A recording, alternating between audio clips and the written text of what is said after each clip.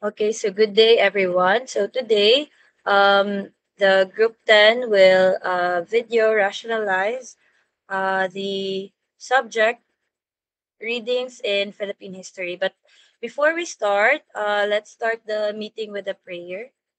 Miss Unduna, please lead the prayer. Good day, everyone. Let us put ourselves to the holy presence of the Lord, as we all say in the name of the Father, the Son, and the Holy Spirit. Amen. Our Father, who art in heaven, hallowed be your name, your kingdom come, your will be done on earth as in heaven. Give us this day our daily bread, and forgive us our sins, as we forgive those who sin against us. Do not bring us to the test, but deliver us from evil. In the name of the Father, the Son, and the Spirit. Amen.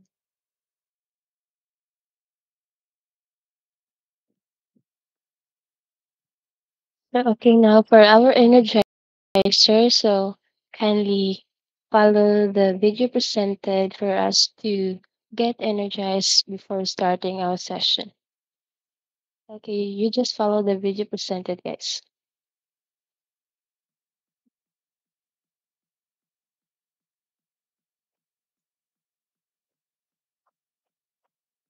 Get up and let's start.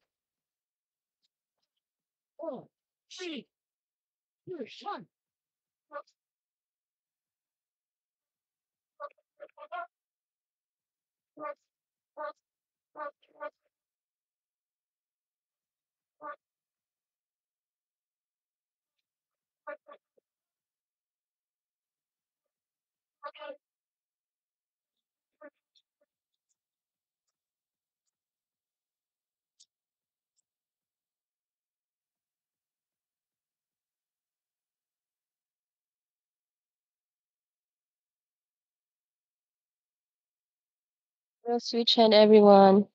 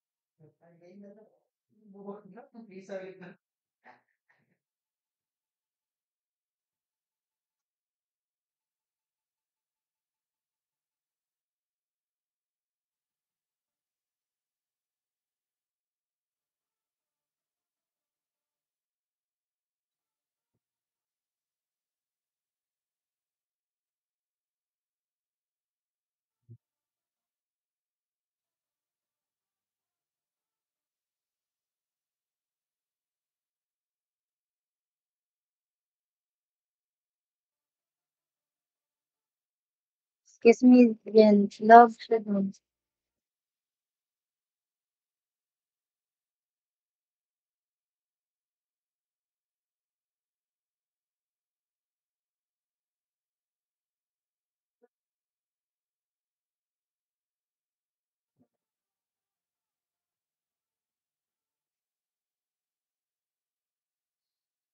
Okay, I guess that's for our energizer because we're having a technical error here.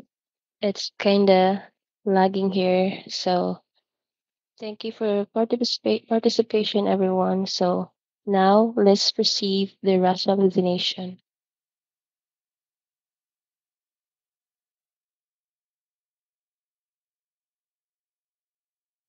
Okay, so thank you, Marielle, and sorry for the technical error, everyone. So now let's proceed to the video rationalization of the readings in Philippine history. So before we start, let me introduce our members.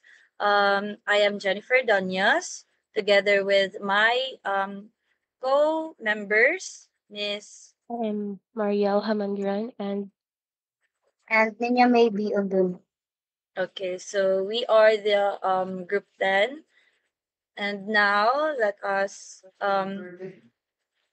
me tell you first the rules and regulations. So first is to always turn on your camera. Um bun or tie your hair and do a light makeup. turn off the audio once you're not called. And lastly is to raise your virtual hand for questions and answers. So um, let's start the rationalization. So for item number one, which of the following best describes the nature of history?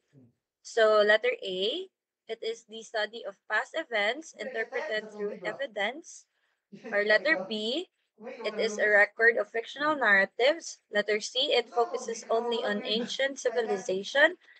Letter D, it is concerned only with economic activities. So the answer for number one is letter. So the answer for letter one is letter A. So why is A correct? So history, it is defined as the interpretation of the past events using what do you would call this?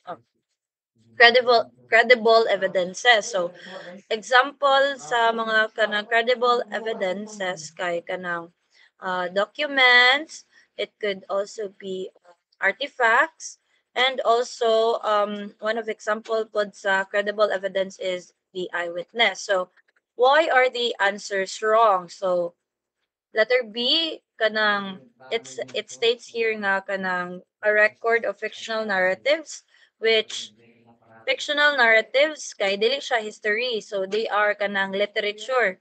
Letter C focuses only on ancient civilization. So no, history does not only focus on ancient civilization, it also includes all periods. So lastly, letter D, it is kanang concerned only, no? Na nakabutang ri only with economic activities, which kanang also wrong because history covers um, political, social, cultural, and also the economic aspect. So, dili lang gid siya kanang economy. So let's proceed to the next item. So, number two. Okay, sorry if I keep looking at here kay Dom ko na kong laptop. So, ay lang ko sa tika. So, number two is a secondary source is an example of blank. Letter A diary written during World War II. Letter B, an artifact excavated from a cave site.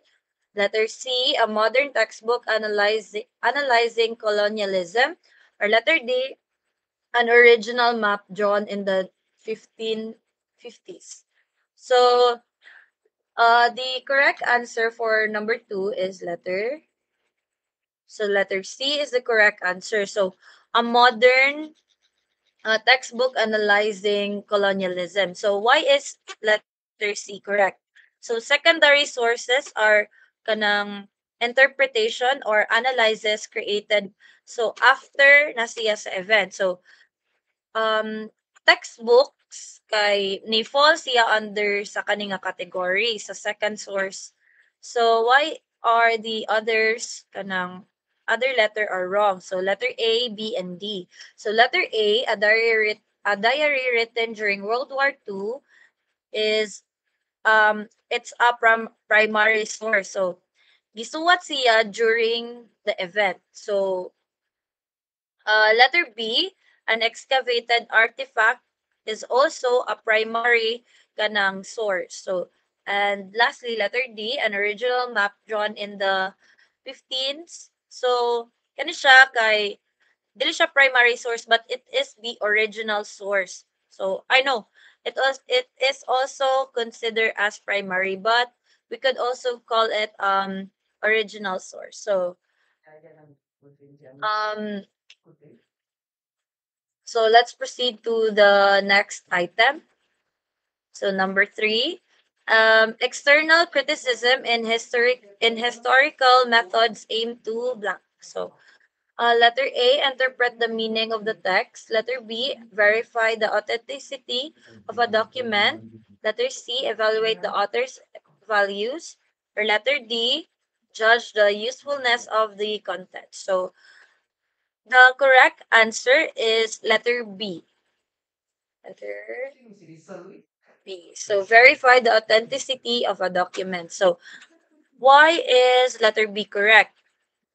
So nga naman, So external criticism checks the kanang genuineness or ang pagka kanang tinuod sa document. Kanang either kanang sa iyang age, sa materials, handwriting, and also let's also consider sa author. So why are kanang letter A, C, and D are wrong? So letter A kanang interpret interpret the meaning of the text. So letter A, interpreting meaning is kanang internal na siya nga criticism, while letter C, evaluating authors' values, also belongs sa kanang internal criticism. So, lastly, letter D, judge the usefulness of the content. So, kanang judging usefulness kanang is part of data analysis. So, dili siya apil sa external criticism. So now, let's proceed to the number 4. So, item number 4. So, early trade in pre-colonial Philippines connected local communities to black. So, asa man siya na-connect? So, what countries? So, letter A, Europe and Russia. Letter B, Southeast Asia, China and Arab merchants.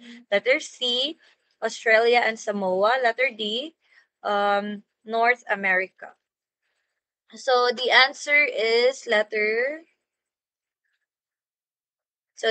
B. So letter B is the answer. Southeast Asia, China, and Arab merchants. So why is letter B correct? So in pre-colonial, kanang Filipinos traded with neighboring Asian regions. So especially in kanang unsa may mga dol sa Philippines. China, pwede po sa Borneo, sa Champa, sa India, and also sa Arab traders. So, kanang why are the other letters or the letter A, C, and D wrong? So, in letter A, Europe and Russia, kanang Philippines has no kanang had no direct trade with pre-colonial kanang kuan ato nga time. So wala pa sila direct nga kanang contact or trade ato nga time. So letter C, Australia or Samoa um had also kanang no known trade with early Filipinos. So walay recorded nga trade during ato nga time. And letter D, lastly, North America. Also North America had also no contact with the Philippines before sa Spain. So number 5, item number 5. So, number 5, the dato in a pre-colonial barangay functioned primarily as blank. So, letter A, trading merchant. Letter B, religious missionary. Letter C, political leader and community head. Letter D, Spanish governor's assistant. So, the answer for item number 5 is letter C, political leader and community head. So, why is letter C the correct answer? So, Dato kanang was the leader of barangay and made decision in politics, defense, justice, and community welfare. So, ang Dato is a political leader and a community head. So, why are the other answers are wrong man?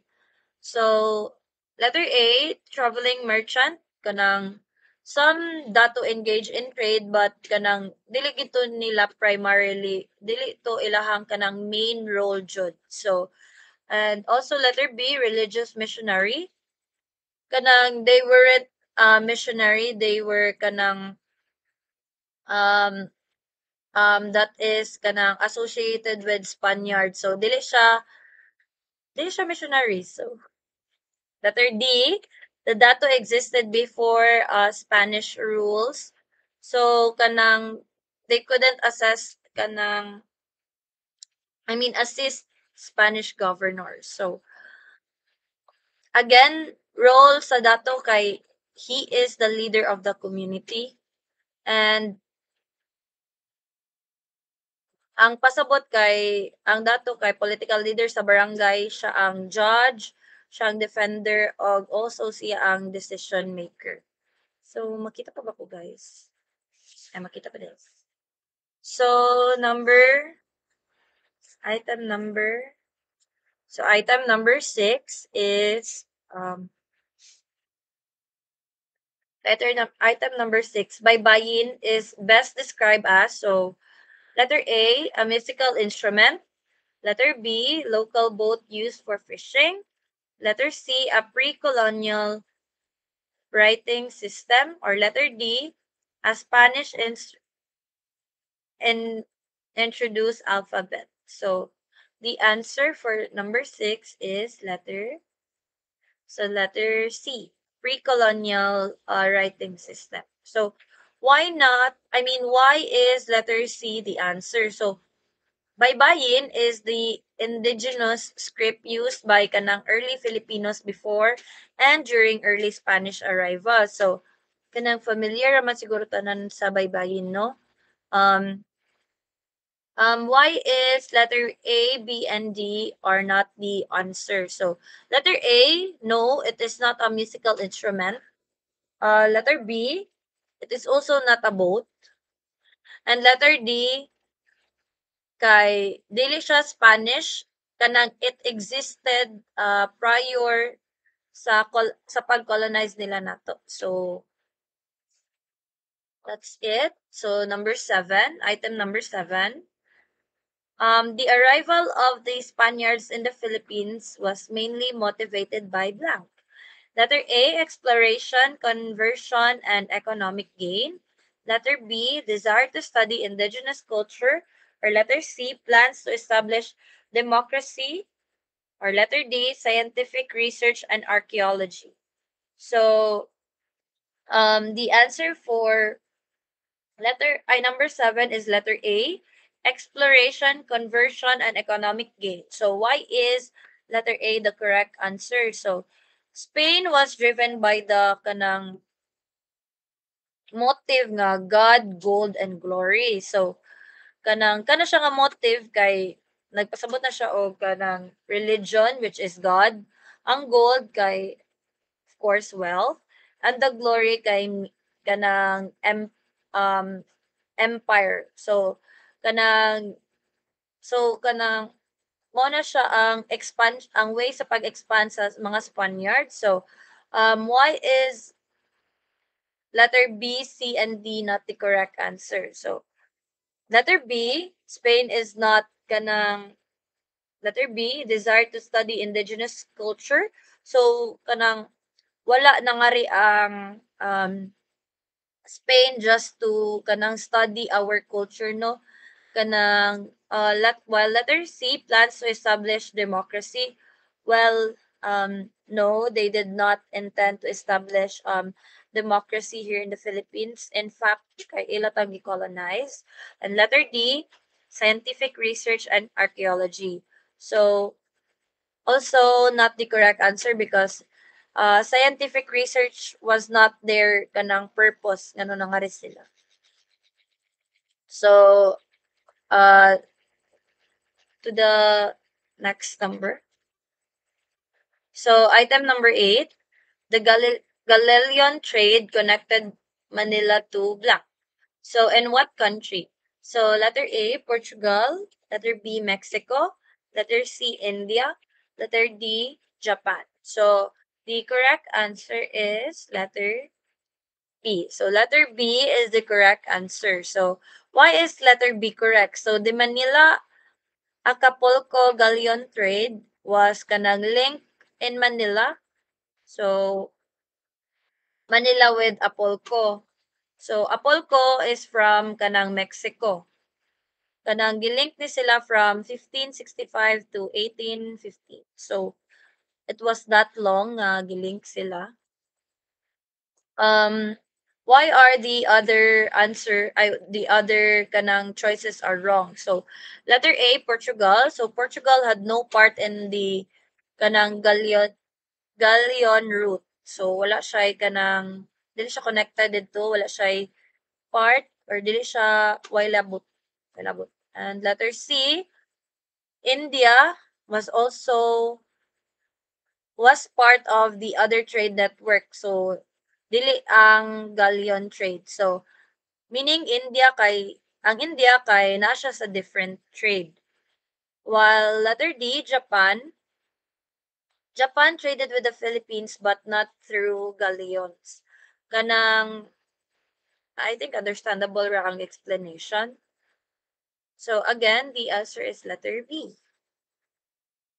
For the item number 9, which statement best describe the econ Ecomindia system? So letter A, it freed Filipinos from paying tribute.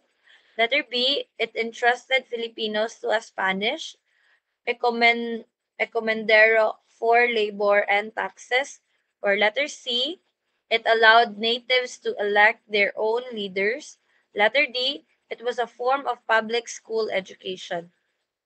So the answer for item number 9 is letter B. It entrusted Filipinos to a Spanish encomendero for a labor and taxes. So why is letter B correct? So the Ecomindia system assigned Filipinos to kanang ecomenderos kanang who collected tribute and ensured religious instruction. So mao na siya ang theory or mao na siya ang nasa kanang um what do you call it? um article nga naa sa online. So why are the other choices are wrong? So letter A, it freed Filipinos from paying tribute. So no, it did not free Filipinos. Kanang it imposed sinuon kanang obligation. So letter C, it allowed natives to elect their own leaders. So um, also, no, natives did not elect their leaders under sa kaninga system. So, and lastly, letter D, it was a form of public school education. And no, it was not related to kanang any education, kaninga kanang system. And commendia. So, again, the answer is letter B.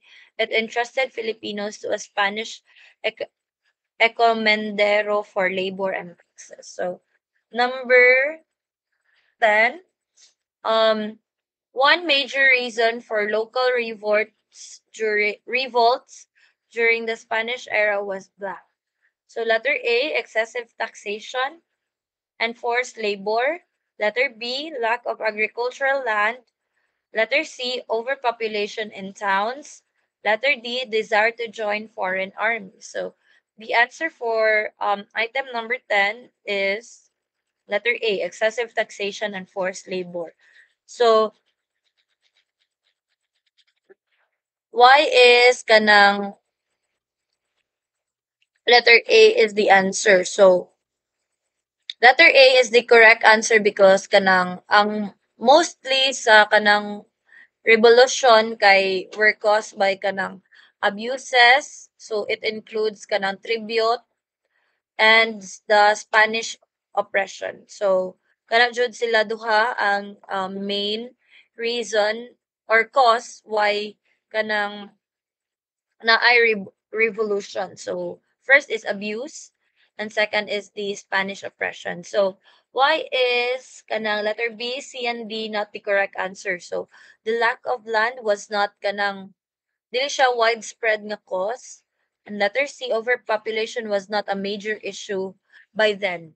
So and letter D, Filipinos kanang did not revolt to join foreign armies. So again, the correct answer is kanang excessive taxation and forced labor. So meaning kanang dako nga tax and then kanang the forced labor itself. So for item number 11, may I call on Miss Mariel Hamandron for the continuation of the rationalization. Thank you, everyone. Okay, thank you so much, everyone. Can you hear me clearly, everyone? Can you raise your virtual hands if I mean reactions if you can hear me? Okay, so thank you so much, Miss Jennifer Daniel. So to continue our rationalization for the item number 11, who was the first American military governor of the Philippines? The choices are A. Arthur MacArthur, B. William Howard Taft, C. George Dewey, D. Letter Wesley Merritt. So the correct answer here is kindly next, please. Okay, so the correct answer is Wesley Merritt. So first, let us define why the others are wrong. So first is Arthur MacArthur. So generally, Arthur MacArthur was not the first American Filipino. I mean, was not the American military governor of the Philippines because he was. I mean, he served as military governor only in 1990 after Otes. So he was not uh important and not actually related to the governor of the Philippines. So next is William Howard Taft. So again, he is not the correct answer because Taft was served as the first civil governor, but not um, a military governor. So in the question is we talk about the military, but William Howard Taft was served as a civil governor in 1901. So letter C is George Dewey. So George Dewey, he was a naval commander of Asiatic Squadron, and he also defeated Spain but never served as governor. So the correct answer here is letter D. So Wesley Merritt. So who is Wesley Merritt? So Wesley Merritt, he was the first military governor of the Philippines after the fall of Manila to American forces in August 1898, and the U.S. established the military rule. So General Wesley Merritt was appointed the first military governor, so making him the first American official in the Philippines. So he also executed authority over the island. So ang iyang kuan rule kay temporary ra siya but definitely historical siya kay because he began the transition from Spanish to American control. So for the next item, number 12.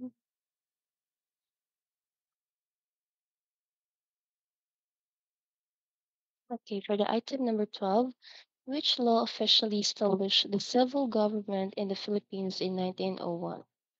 A. Jones Law, B. Cooper Act, C. Spooner Amendment, D. Philippine Organic Act. So kindly next.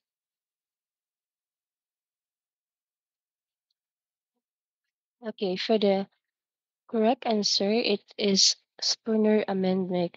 So first, let us define why the others are wrong. So Jones Law, it is established and elected Filipino legislature happened 15 years later. So it is not related to the government or the civil government in the Philippines. So next is the Cooper Act. So not also related to establishing civil government. So dili siya kanang relevant sa transition sa government in the Philippines. So next is Philippine Organic Act. So Philippine Organic Act dili sad siya related because it is organized the civil government further. So but kanang wala siya nag-establish though na siya kuan kanang contribution but wala siya ni nahitabo but after kuan na siya nahitabo na siya earlier sa Spooner Amendment. So the correct answer here is Spooner Amendment. So when we say Spooner Amendment kay mo ni siya ang kanang murag uh, nag-authorize nga ma-end na ang military rule sa Philippines. So it gave the president legal power to establish a civilian administration, paving way the path for appointment as the first civil governor. So, and the next for the item number 13,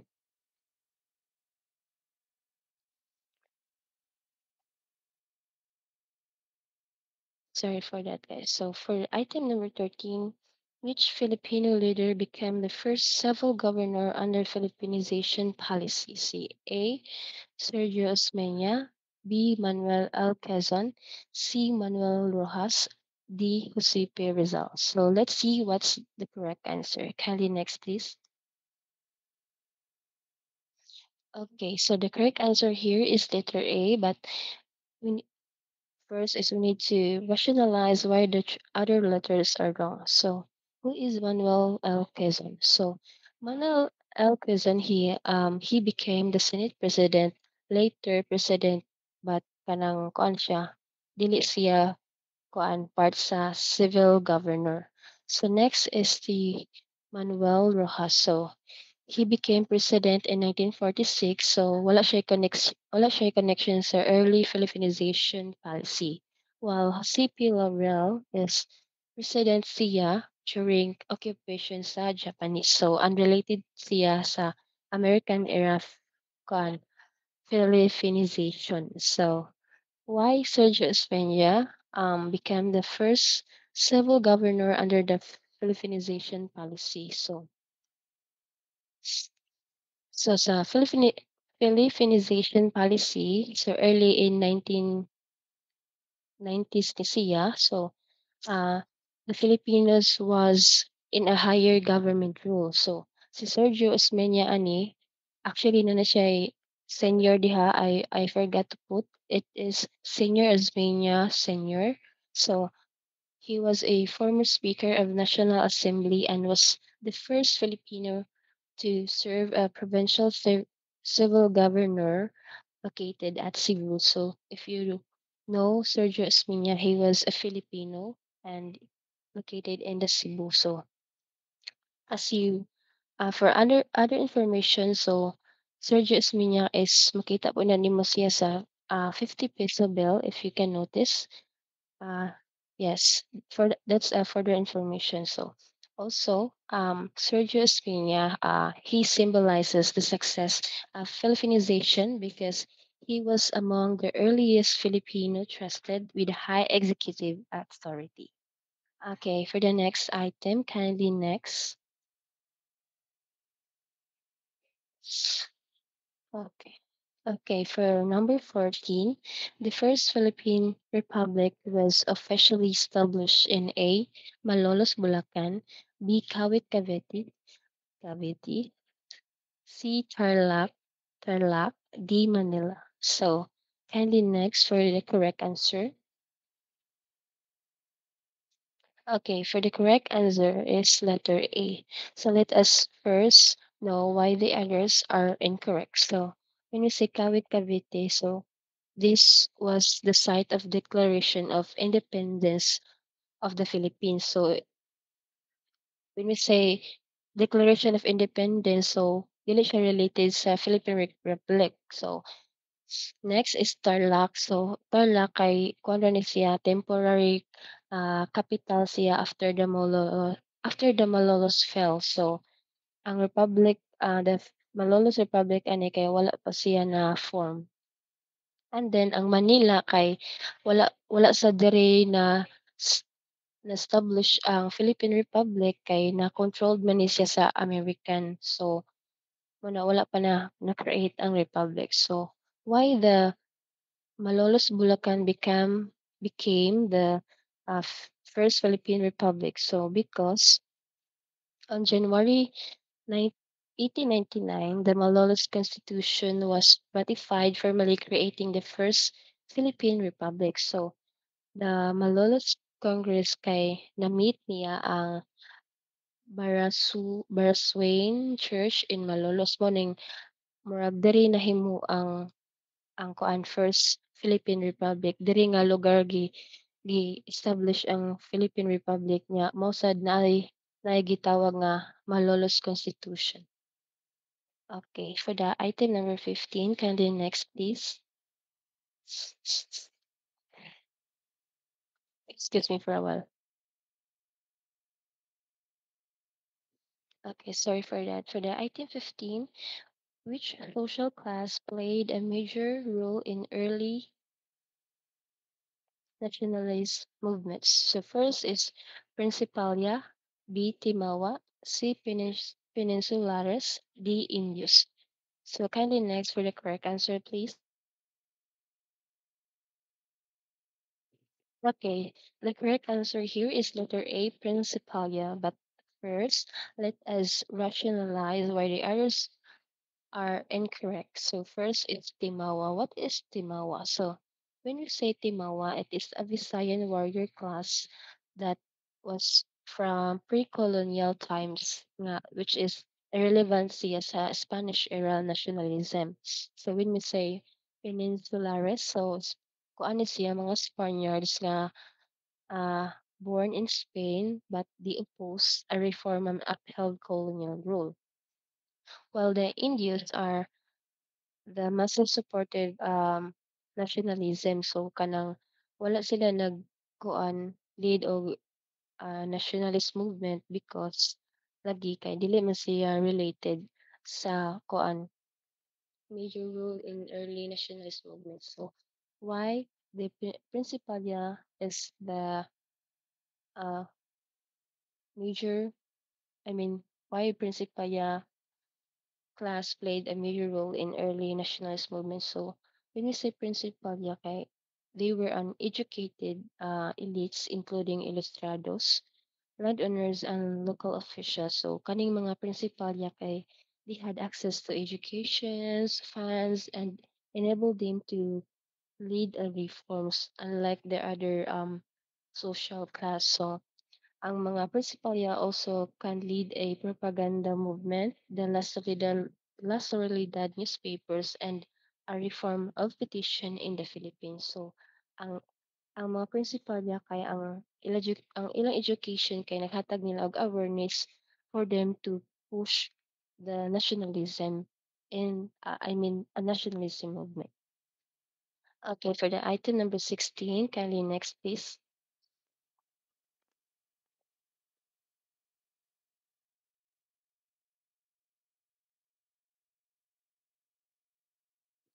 For the item number 16, kindly take next. Okay, thank you so much.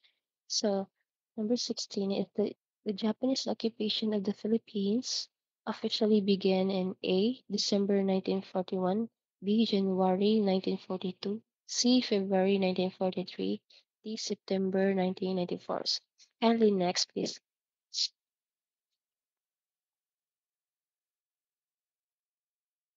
Okay, so the Japanese occupation was happened during January 1942. So why the other dates are incorrect? So when we say December 1941, kuan ra ni siya diri nag-start ang bombing ing ana and wala pa siya murag wala pa nahitabo ang occupation sa Japanese ano it's like more on murag ni-attack pa sila something ing ana. Well, sa February 1943 kay Japan had already been ruling for over a year. So, kuha na siya mo nag-una na siya. So, September 1944, so kaning nga date kay this was when the Americans begin to liberation the efforts. So, dili siya related sa occupation sa Japan. So, the the correct answer here is January 1942. So, the Japan attacked the Philippines in December 1941 but was only the invasion phase. So, murag misalakay ra sila to kanang murag ikuan nila ang place ba like ikuan gani what do you call this kanang murag i-own nila ang territory ba para mo sila na mo lead ana. Dayon, the occupation became official when Manila was declared an open city and surrendered in January 1942. That marks the start of Japanese rule. So that was the time that Japanese was able to colonize the Philippines. And yes, they were occupied and began to rule the Philippines. So next, kindly next, item number 17. Okay. The First Philippine Republic is also known as A. Katipunan Republic, B. Malolos Republic, C. Rev- Revolutionary Government. D. Luzon Republic. Okay. For the correct answer, kindly please next.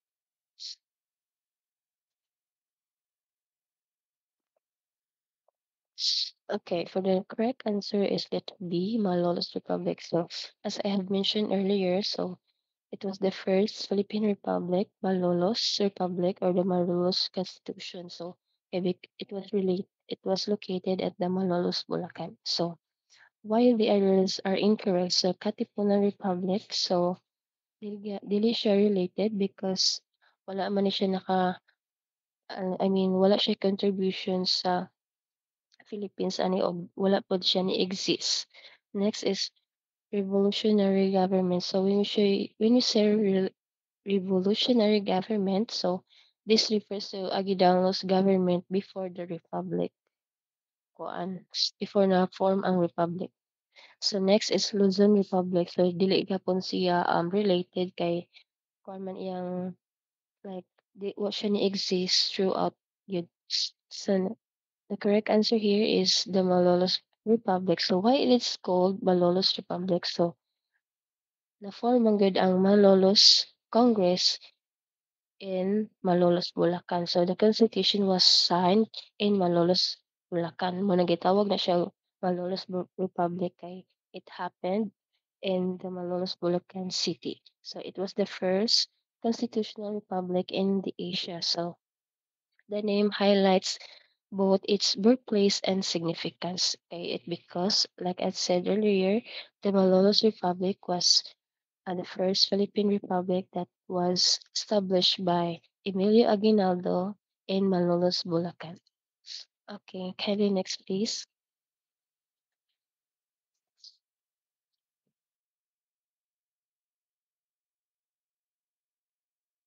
Okay, number 18. Marcelo H. Del Pilar is known by the pen name A. Plaridel, B. Laong Laan, C. Di Masalang, D. La Tagailog. So, kindly next, please.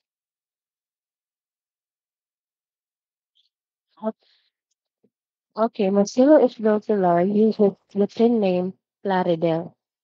So, but before we further ado, let's talk about the other letters, why they are incorrect. So, when we say laong laan, kay piname ni siya ni Jose Rizal.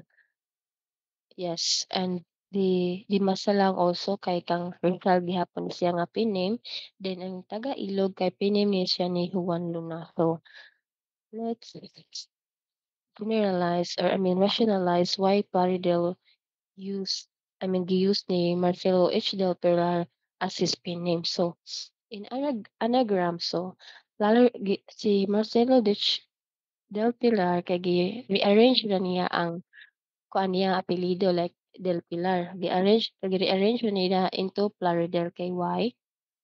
Mo ni siya iyang common tactics for propaganda. So, like, iyang gitago iyang true identity. So, it also kanang ma ma-reminisce ni Del Pilar ang iyang hometown which is ang Plaridel, Bulacan. Mo nang giatagan gikuanan lang niya og kanang ay pin name ang iyang name as Plaridel kay inspired man po ni siya sa iyang hometown sa Bulacan. So, kuan Del Pilar uses this pen name especially in writing sa iyang mga novels like the La Solera La Solidaridad.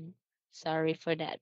La Solidaridad. So, sa iyang pen-name, gigamitan niya og Plaridel. So, it allowed him to criticize the Spanish clergy safely nga dili like matago iyang identity and for him to kanang create propagandas that kanang attack Spanish. So, kindly next for item number 19.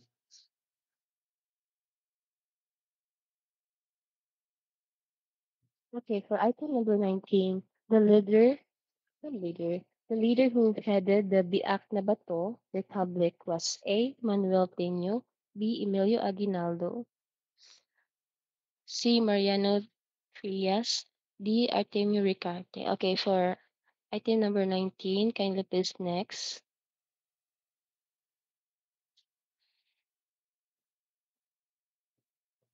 Okay, the leader who headed the Biak na Bato was si Emilio Aguinaldo. So why the other letters are incorrect? So who is um Antonio Manuel? I mean, who is Manuel Pino? So Manuel Pino. Um, si Manuel Pino kay wrong siya because kanang he was the youngest generals in the Philippine Revolution man, which if dili siya related or wala siya na belong sa lead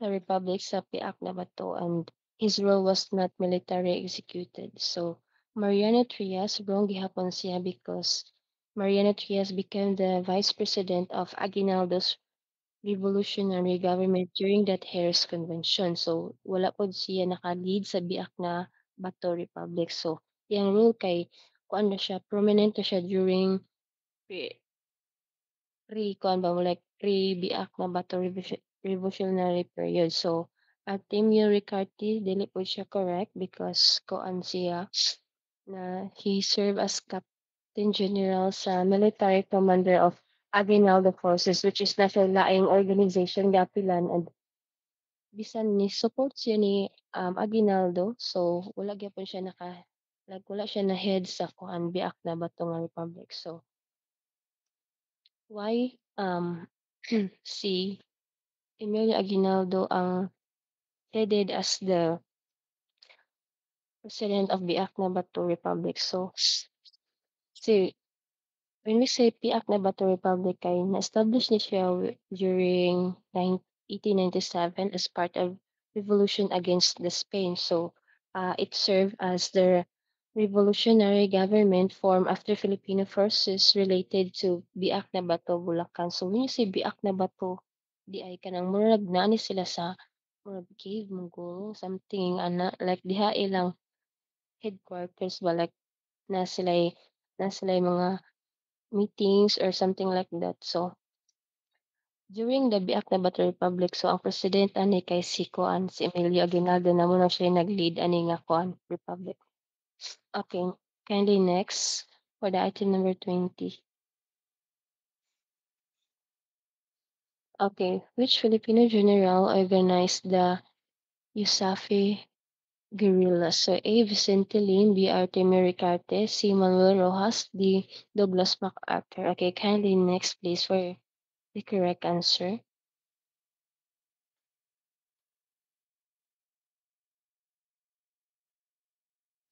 Okay, so the correct answer is Vicente Lim. So first let us like atong i-define unsa ning USAFE. Like unsa yang meaning ba? So USAFE is stands for um United States Army Forces in the Far East. For a while lang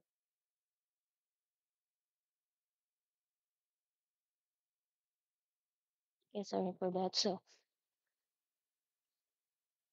So let us know why the other letters are incorrect. So Artemio Ricarte, like I said earlier, kuan siya revolutionary general siya but not collaborated with the Japanese, and also wala kay related sa Gisaki.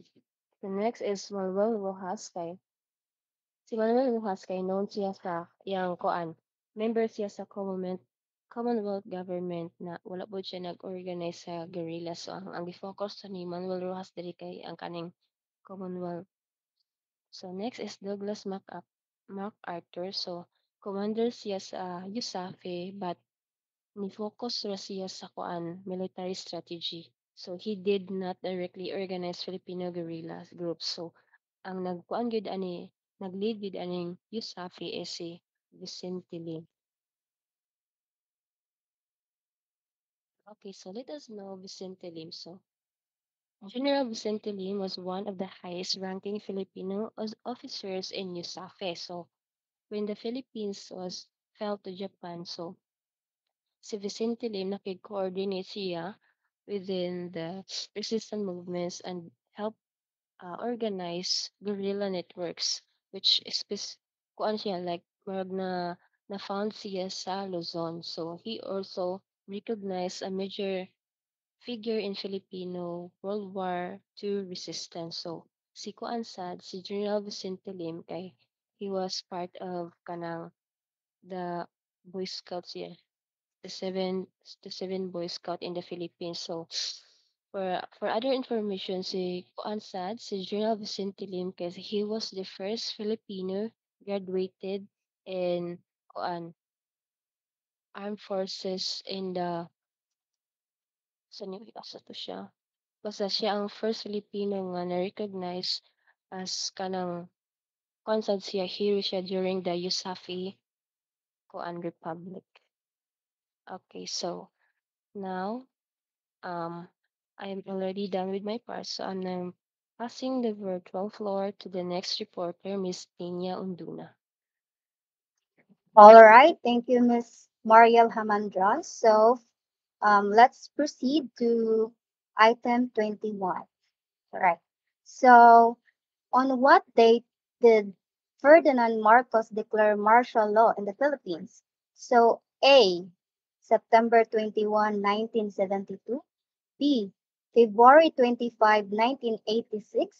C, August 21, 1983.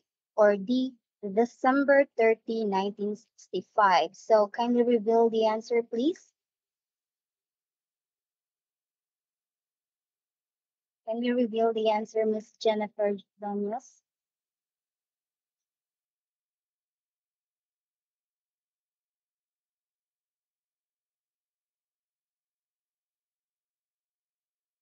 Marcos signed Proclamation Number 1081 on September 21, 1972, citing communist threat or shall we say napadeclare siya martial law para kuno kontrolon ang pagubot and protect the government gikan sa mga turista like mga NPA or Muslim rebels pero ang main reason jud ani niya nga nung nag-declare siya martial law para siya gihapon ang batas or siya gihapon ang president sa Pilipinas. Photo Marcos signed Proclamation Number 1081 on September 21, 1972. And why other options are wrong man? Because letter B, it is the date of the EDSA revolution, while C is the assassination of Benigno Aquino Jr., while D is when Marcos first took office as president. Mao ni siya nga date na nahimo siyang presidente sa Pilipinas. Alright, let's proceed to number 22. Can you next the slide, please? All right, thank you. So, who became president of the Philippines right after Ferdinand Marcos fell during the EDSA Revolution? A. Fidel V. Ramos. B. Corazon C. Aquino. C. Gloria Macapagal Arroyo. D. Benigno Aquino III. So, can you reveal the answer, please? All right, so the correct answer is Corazon C. Aquino, letter B. Because si Cory Aquino, mao ni siya ang gipuli paghawa ni Marcos sa Pilipinas pag February 25, 1986. Mao ni siya nga date na nilarga si Marcos sa gawas tungod lagi atong EDSA Revolution, nag People's Power ang mga tao. So, Corazon Aquino, mao ni siya ang first female president of the Philippines na gipuli ni Marcos Sr. And why others are wrong man? Because letter A, Fidel Ramos, mao ni siya ang ika-12 nga president, ika-12 president. Sunod ni siya ni Corazon as president. Then letter C, Gloria Macapagal Arroyo is the 14th president. Noon na siya ang sunod ni Joseph Estrada as president. Then si Benigno Aquino III is the 15th president. Sunod ni siya ni Gloria Arroyo. Alright, so next slide please.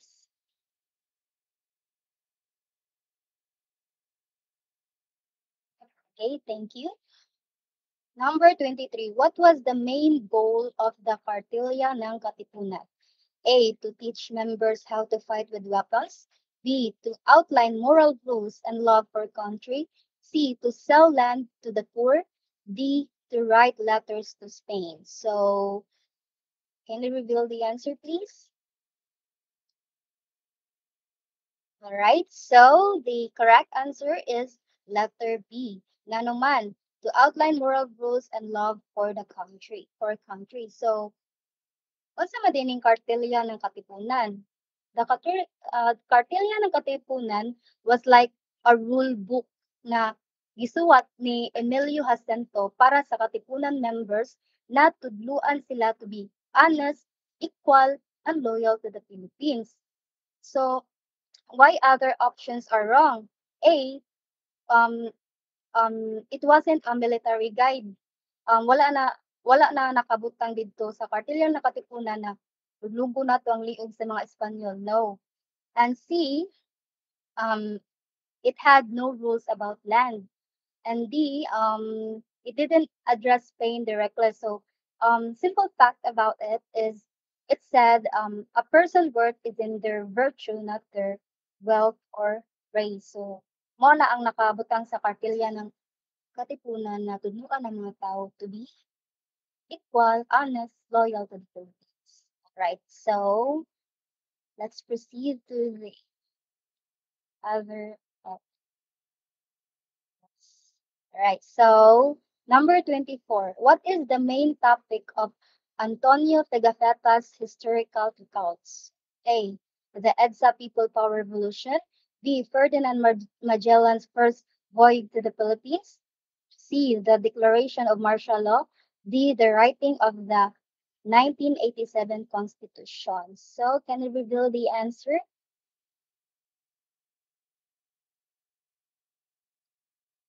Can you reveal the answer, Jen?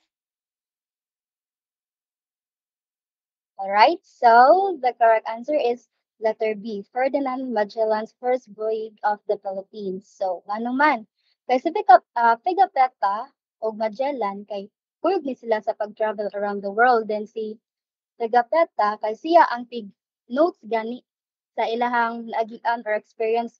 Mura ni siya nag-documentation sa ilang adventure. So, mao na ang sud sa history book or journal ni Pigafetta is about sa historical events na na-encounter nila ni Magellan.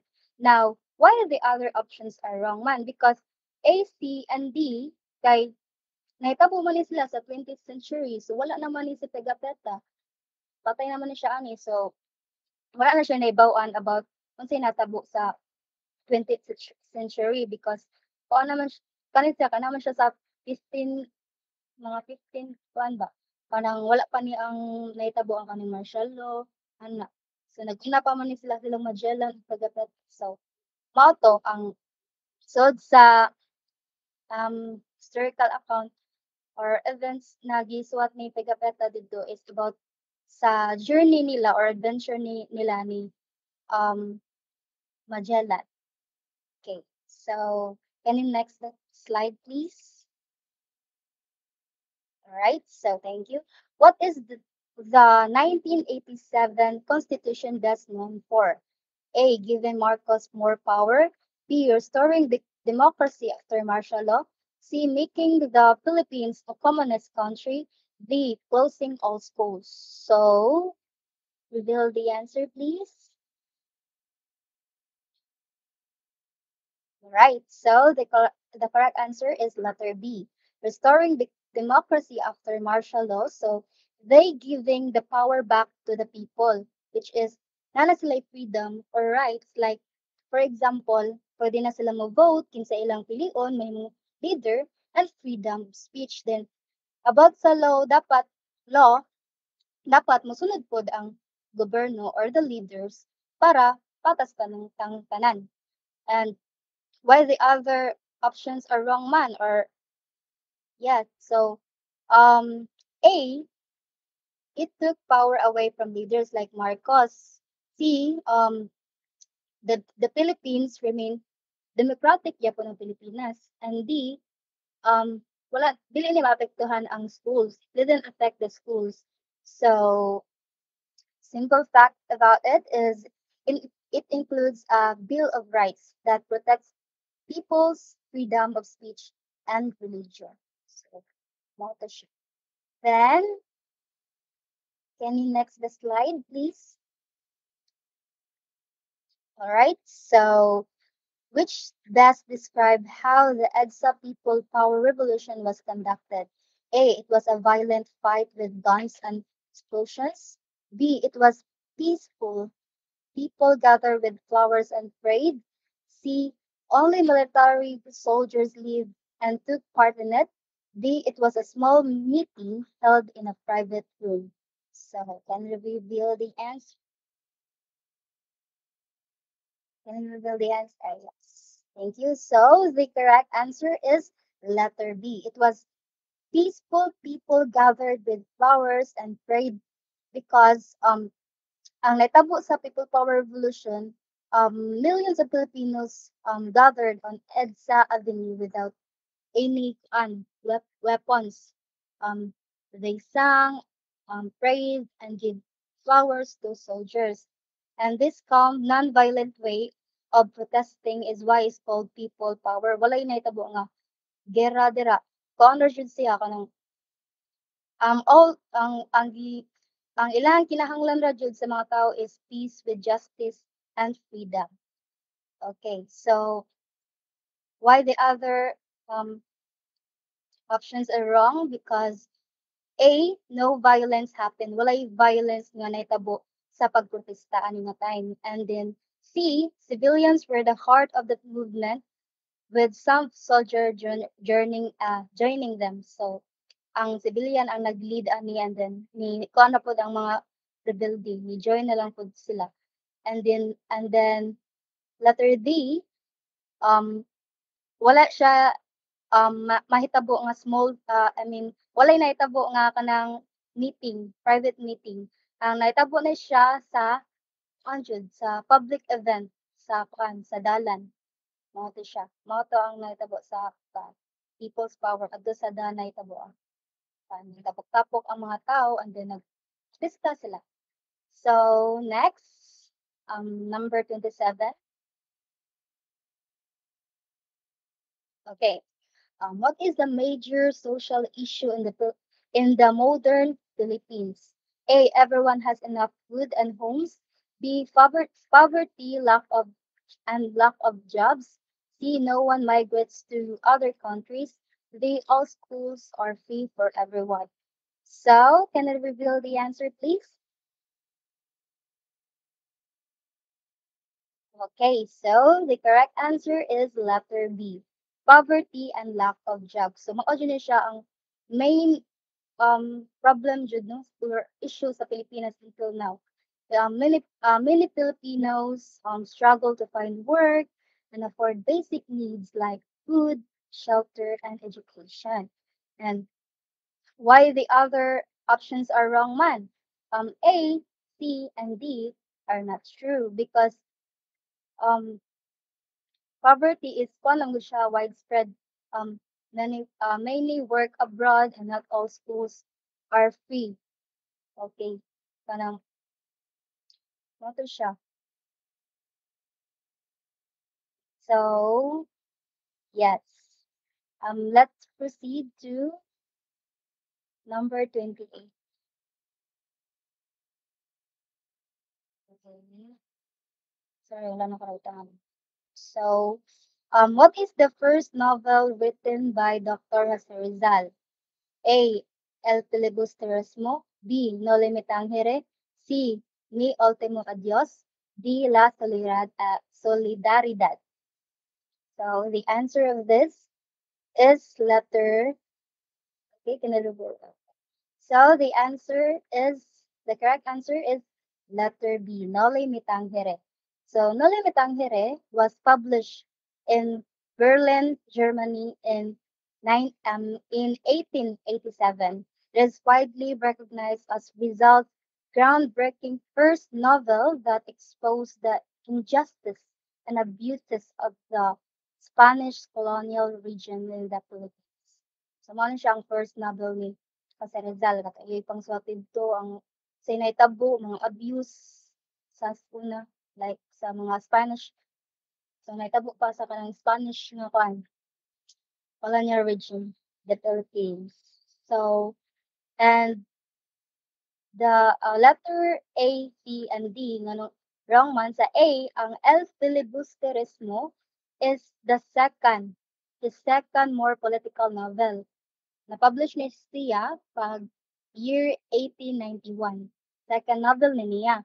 And then, ang Mi Ultimo Adios, letter C, is mo ni siyang poem, not a novel. Dili na siya novel, it's a poem na iyang gibuhat. Then, the last Solidaridad was the name of the newspaper used by Filipino reformists in Spain. Dili siya novel, it's a newspaper. To which Rizal contributed articles, but it was not a novel written by him. I mean, yes, dili din siya kuanday written by him. Newspaper din siya. Newspaper, yes. So, um, Tomato siya, no? Ang correct answer is letter B, No Lamitang Here. Mao na siya ang first novel na iyahang gibuhat. So, let's proceed to number 29. Okay. 29. One of the first presidents of the Third Republic, Ramon Magsaysay, was known for unsa man siya, um, A, helping the poor and farmers, B, taking away people's rights, C, living in a huge, expensive house, D, closing all farms. So, the correct answer to this is letter letter A. Okay, can I reveal the answer? Yes. So the correct answer is letter A, helping the poor and farmers. So magsaysay, kuan jud siya, nag-care jud siya sa mga ordinary nga tao. Like nihatag jud siya land for the farmers and iya jud gipaglaban ang corruption. Making him popular with the public because and nganong kuan man the other options is wrong because magsaysay he protected rights. And then letter C, it's wrong pod because he lived simply. Wala jud siya nagpuyo sa kanang dako jud nga house. Kay kanang si magsaysay magtinabangon jud kay siya sa mga people and especially jud sa mga farmers. And D, closing all farms, which is no food because as I've said earlier, he supported farms and people who work in the farms. So yeah, and then did you know that namatay siya sa plane crash in 1957? And dagan kay mga Filipinos still remember jud niya as a people's president kay tungod lagi sa iyang pagka-mahayo. Okay, last number. Can I please proceed to the next slide, please?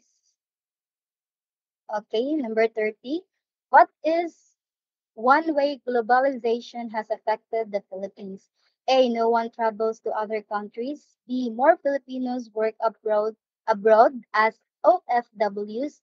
C. The Philippines has no contact with other nations. D. All food is grown locally. So can you reveal the answer, please?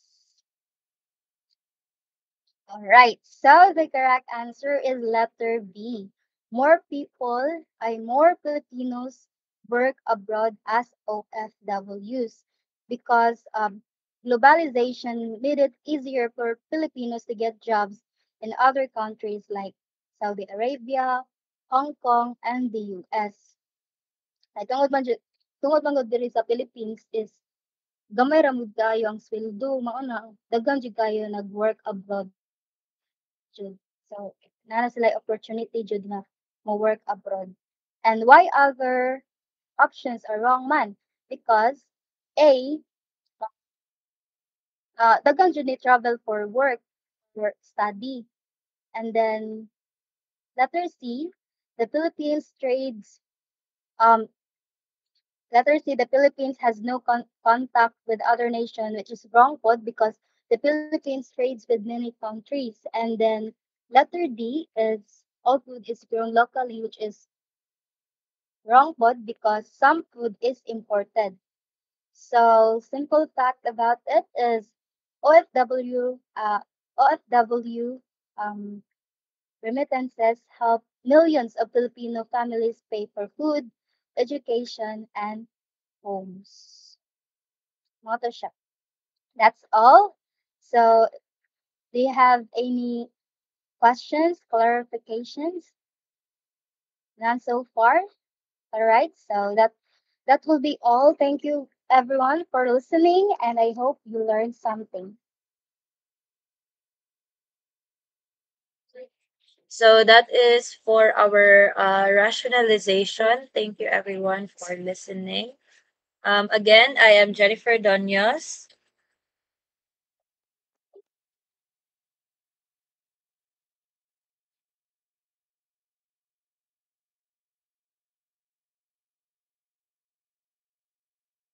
Ano, mayroon ka man dyan? On the next. Thank you everyone.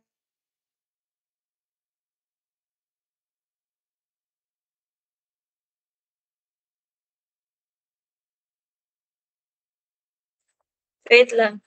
React ka og mag-record na.